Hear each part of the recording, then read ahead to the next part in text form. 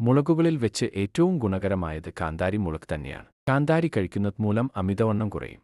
പ്രതിരോധശേഷി കൂട്ടാൻ കാന്താരി മുളകിന് കഴിയും. തിളച്ച വെള്ളത്തിൽ കാന്താരി 5 മിനിറ്റ് വെച്ചതിന് ശേഷം ആപ്പിൾ സുർക്കയിൽ ചേർത്തുപയോഗിക്കുന്നത് നല്ലതാണ്. ദിവസം 5 എന്നതിൽ കൂടുതൽ കഴിക്കരുത്. ഇത് അളവിൽ കൂടുതലായാൽ ദോഷവശങ്ങളും ഉണ്ടാകാം. കാന്താരിയുടെ അമിതോപയോഗം ഗുണത്തേക്കാൾ ഏറെ ദോഷം വരുത്തുന്നു.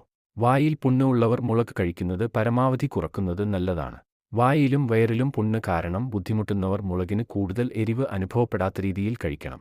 ക്യാപ്സൈസിൻ എന്ന് പറയുന്ന കെമിക്കൽ കണ്ടന്റ് വഴിയാണ് മുളകുകളിൽ ഗുണങ്ങൾ കിട്ടുന്നത്.